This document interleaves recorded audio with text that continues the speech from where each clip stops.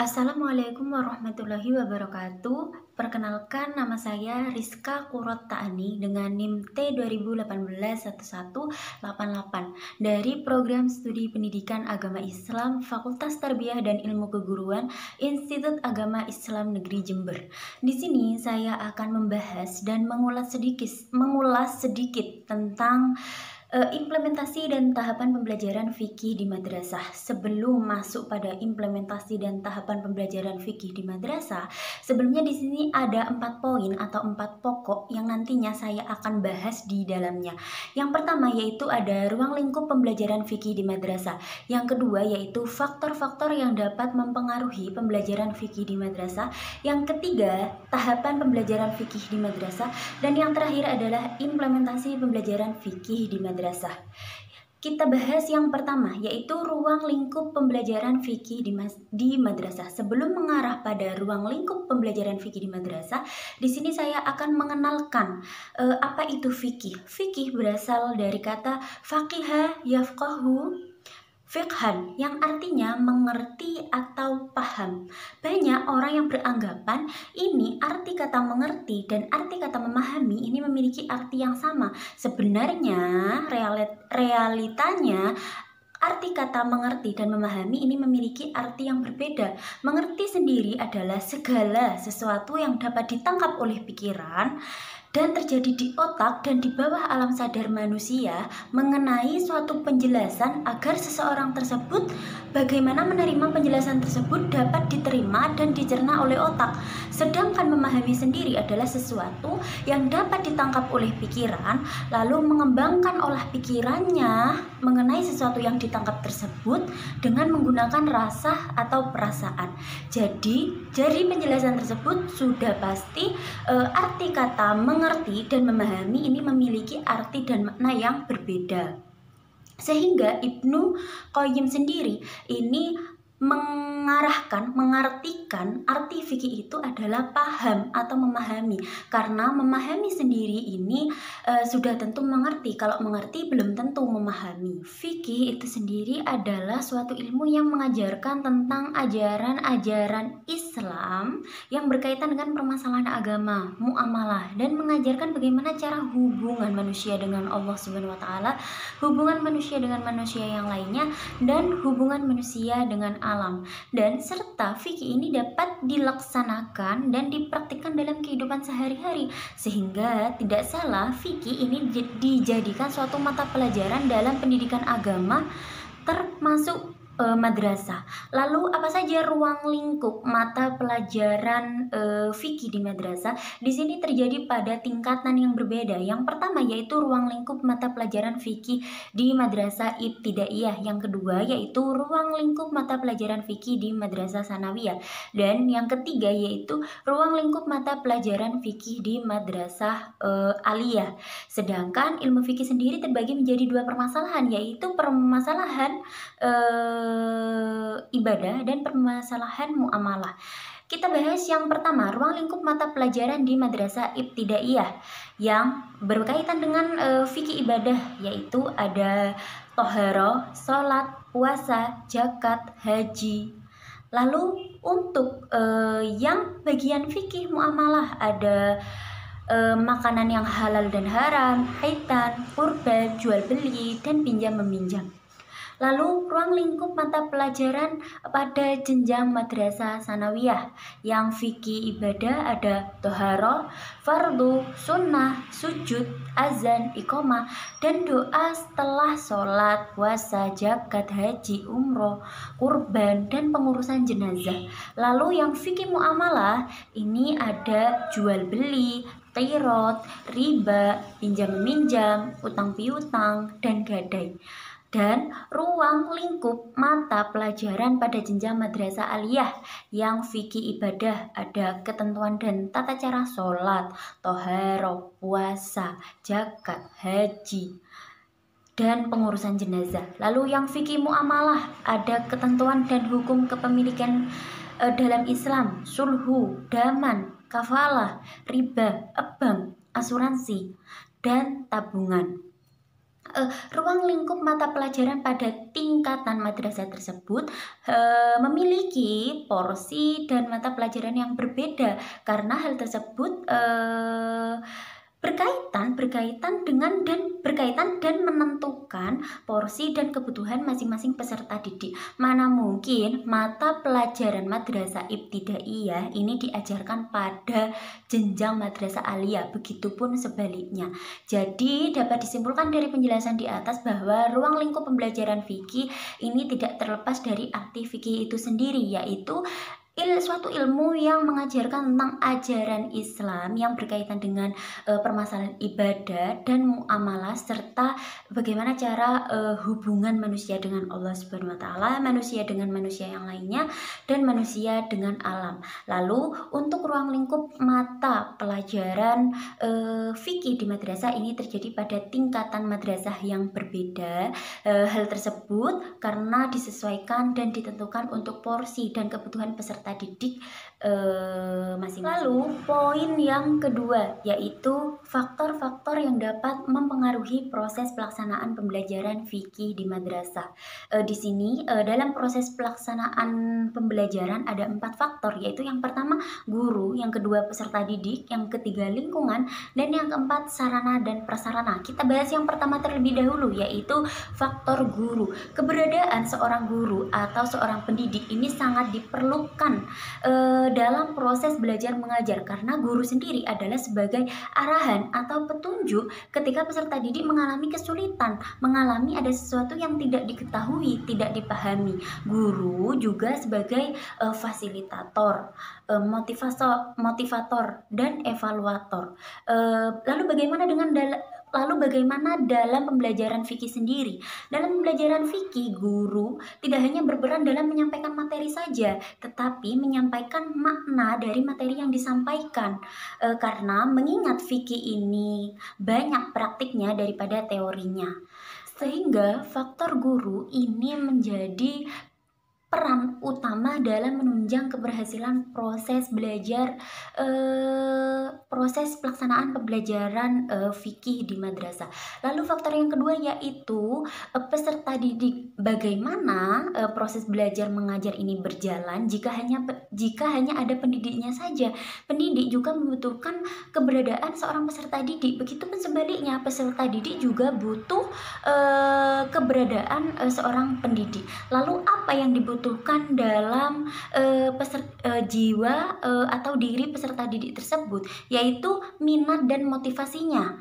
Semakin tinggi minat dan motivasi peserta didik, maka kemungkinan proses pelaksanaan pembelajaran ini juga akan berjalan semakin baik dan lancar. Ketika peserta didik ini memiliki minat di dalam dirinya, otomatis dia akan memiliki jiwa semangat, motivasi yang tinggi untuk mencari dan ingin tahu sesuatu yang tidak diketahuinya. Lalu bagaimana dalam pembelajaran fikih itu sendiri? Contoh, ketika peserta didik ini mempunyai minat di dalam dirinya, misal dengan bab toharo, otomatis peserta didik ini sendiri akan mencari tahu apa itu toharo, jenis-jenis toharo, dan lain sebagainya. Karena dalam diri peserta didik ini sudah timbul motivasi atau semangat yang tinggi untuk mencari tahu tentang bab toharo. Oleh karena itu, faktor peserta didik yakni termasuk minat dan motivasinya ini sangat penting dalam menunjang keberhasilan proses pelaksanaan pembelajaran fikih di madrasah. Faktor yang ketiga yaitu lingkungan. Lingkungan di sini terbagi menjadi 3, yaitu lingkungan keluarga, sekolah, dan masyarakat. Mana mungkin orang tua cukup memberikan pendidikan pada lingkungan keluarga saja. Tentunya orang tua akan menyekolahkan anak di lingkungan sekolah karena hal tersebut juga untuk menumbuhkan atau mengembangkan pengetahuan dan wawasan anak tersebut. Dan ketika anak disekolahkan pada lingkungan sekolah, ini tentunya akan dapat merubah perilaku anak menjadi lebih dewasa. Lalu bagaimana dalam pelaksanaan pembelajaran fikih? Tentunya tidak jarang sekolah ini berada di tengah-tengah lingkungan masyarakat. Belum lagi ketika masyarakat ini mempunyai acara nikahan, sunatan, dan lain sebagainya. Tentunya kebisikan keramaian yang ada di masyarakat ini mengganggu proses belajar mengajar yang ada di sekolah. Tentunya peserta didik sendiri akan merasa tidak nyaman atas keramaian yang terjadi. Lalu bagaimana solusi untuk mengatasi hal tersebut? Tentunya dibutuhkan kerjasama antara pihak sekolah dengan masyarakat agar terjadi kenyamanan proses belajar mengajar, sehingga faktor lingkungan ini menjadi faktor yang paling penting untuk menunjang keberhasilan proses belajar mengajar pelaksanaan pembelajaran fikih di madrasah. Faktor yang keempat yaitu sarana dan prasarana. Sarana ini dapat berupa papan tulis, spidol, LCD, monitor, laptop, dan lain sebagainya. Prasarana dapat berupa gedung musola, kelas, tempat wudhu, dan lain sebagainya. Semakin lengkap sarana yang disediakan oleh sekolah, maka guru juga akan semakin dapat memanfaatkan, karena sarana yang ada juga dapat dijadikan sebagai media pembelajaran yang dapat dimanfaatkan oleh guru tersebut. Lalu untuk prasarana, semakin lengkap dan adanya prasarana yang disediakan oleh sekolah, maka peserta didik juga akan merasa nyaman dengan banyaknya gedung, dengan luasnya gedung, maka peserta didik akan merasa nyaman dan tidak membosankan karena belajar hanya di satu tempat saja. Lalu bagaimana dalam proses pelaksanaan pembelajaran fikih? Contoh, ketika di kelas ada suatu sarana yang lengkap seperti LCD, monitor, monitor, papan tulis, spidol, guru juga akan dapat menjadikan suatu sarana tersebut menjadi media pembelajaran yang nantinya akan melalui materi yang disampaikan dengan memanfaatkan media tersebut, dan ini juga akan memudahkan peserta didik dalam memahami materi yang disampaikan. Lalu untuk prasarana seperti gedung musola, seperti tempat wudhu, ini juga akan memudahkan peserta didik maupun pendidik ini untuk melakukan suatu praktek. Mengingat fikih sendiri ini banyak praktiknya daripada teorinya, sehingga faktor sarana dan prasarana ini menjadi penunjang dalam keberhasilan proses pelaksanaan pembelajaran fikih di madrasah. Semakin lengkap sarana dan prasarana yang disediakan di sekolah, maka kemungkinan proses pelaksanaan pembelajaran fikih di madrasah juga semakin baik dan lancar.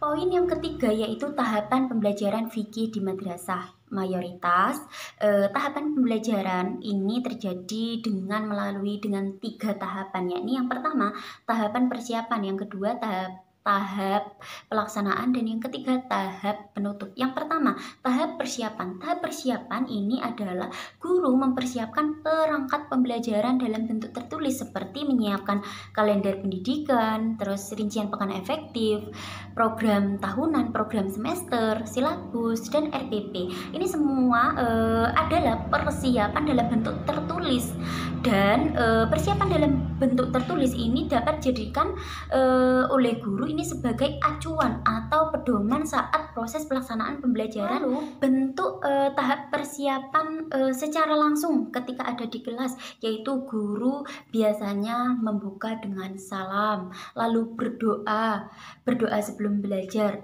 lalu menyampaikan materi yang akan disampaikan, lalu mengulas sedikit tentang materi sebelumnya dan melakukan tanya jawab kecil, dan bisa guru ini menumbuhkan motivasi dengan yel-yel dan lain sebagainya. Lalu tahap yang kedua yaitu tahap pelaksanaan. Tahap pelaksanaan ini adalah tahap dalam proses pelaksanaan pembelajaran. Nah, pada tahap pelaksanaan ini sangat berkaitan dalam komponen-komponen dalam pembelajaran. Apa saja itu? Yaitu materi pembelajaran, media pembelajaran, strategi pembelajaran, dan evaluasi pembelajaran. Guru, materi apa yang disampaikan guru tersebut saat proses pelaksanaan pembelajaran, lalu media apa yang digunakan guru saat menyampaikan materi pembelajaran, lalu strategi apa yang digunakan dalam menyampaikan materi tersebut. Jadi proses pelaksanaan ini sangat berkaitan dengan komponen-komponen dalam pembelajaran, sehingga guru sendiri harus dapat memanfaatkan dengan baik, menggunakan dengan baik komponen-komponen dalam pembelajaran saat proses pelaksanaan pembelajaran. Tahap yang ketiga yaitu tahap penutup. Nah, biasanya tahap penutup ini adalah tahap akhir dalam proses pembelajaran. Biasanya ini guru melakukan suatu evaluasi, baik evaluasi terhadap peserta didik, pendidik itu sendiri, dan pengolahan kelas. Evaluasi ini dapat dicatat dalam buku catatan yang dimiliki oleh guru. Ini berkaitan dengan permasalahan atau problem yang terjadi di dalam proses pelaksanaan pembelajaran, agar untuk pertemuan selanjutnya, untuk pembelajaran selanjutnya ini dapat diperbaiki atas kendala-kendala atau problem yang terjadi pada sebelumnya. Lalu bentuk evaluasi secara langsung di kelas, yaitu guru biasanya ini mengadakan penugasan, lalu tanya jawab kecil, dan diakhiri dengan salam. Dan biasanya juga guru ini dalam menumbuhkan suatu motivasi, guru ini mengadakan permainan, lalu memberikan pertanyaan. Biasanya jika ada siswa yang betul atau benar dalam menjawab pertanyaan, mereka diperbolehkan untuk pulang terlebih dahulu. Dan tentunya proses akhir pada pembelajaran diakhiri dengan salam. Itulah tahapan dalam pelaksanaan pembelajaran, dan itu tidak jauh berbeda dalam proses pelaksanaan pembelajaran fikih di madrasah. Pembelajaran fikih di madrasah juga dilalui pada 3 tahapan tersebut, yakni tahap persiapan, tahap pelaksanaan, dan tahap penutup. Poin yang keempat yaitu poin terakhir, yaitu implementasi pembelajaran fikih di madrasah. Implementasi sendiri ini adalah suatu penerapan. Di sini saya akan menggambarkan suatu proses pelaksanaan pembelajaran fikih ini di Madrasah Ibtidaiyah, khususnya di Kedalaman, Kecamatan Rogo Jampi, Kabupaten Banyuwangi. Di sana proses pelaksanaan pembelajaran ini terjadi secara menyeluruh, baik dari peserta didik maupun pendidik sendiri. Karena peserta didik sendiri ini sangat aktif dan antusias dalam mengikuti pembelajaran fikih di kelas. Terlebih lagi ketika ada praktik seperti toharoh, sholat, mereka sangat bersemangat mengikuti kegiatan tersebut. Dan tidak hanya peserta didik saja, pendidik sendiri juga memiliki jiwa motivasi yang kuat untuk menyampaikan suatu materi yang disampaikan di kelas. Dan juga guru ini pandai dalam memainkan suatu metode yang digunakan dalam proses pelaksanaan pembelajaran fikih di MI ini adalah bermain sambil belajar, sehingga proses pelaksanaan pembelajaran fikih di MI Kedalaman ini terasa menyenangkan dan tidak membosankan. Peserta didik sendiri merasa nyaman, senang, dan ketika ada materi yang disampaikan, mereka selalu semangat untuk mencari tahu materi apa yang disampaikan, dan mencari tahu sesuatu hal yang mereka memang tidak ketahui. Lalu guru ini juga tidak berperan hanya menyampaikan suatu materi saja, tetapi guru sendiri juga menyampaikan makna bahwa fikih juga dapat dipraktikkan dan dilaksanakan dalam kehidupan sehari-hari. Terbukti bahwasanya ketika sebelum dan sesudah proses belajar ini akan dimulai dan diakhiri, guru selalu menerapkan diwajibkan membaca doa. Dan tidak hanya itu, ketika di luar proses pembelajaran ini, ketika ada peserta didik makan, ini guru akan tanya, sudah baca doa sebelum makan? Nah, hal ini terbukti bahwasanya guru ini memiliki keramahan terhadap peserta didik. Bukan hanya keramahan, secara tidak langsung guru ini memberikan suatu nilai-nilai pendidikan Islam, tentunya ilmu fikih, sehingga dapat dilaksanakan dan dipraktikkan dalam kehidupan sehari-hari. Jadi dapat disimpulkan bahwasanya gambaran yang terjadi pada Madrasah Ibtidaiyah Kedalaman, bahwasanya di sini saya akan khusus menggambarkan pada kelas 6 MI Kedalaman, Kecamatan Rogo Jampi dan Kabupaten Banyuwangi. Muridnya tidak begitu banyak, tetapi mereka sangat memiliki jiwa motivasi, semangat yang tinggi dalam mengikuti proses pelaksanaan pembelajaran.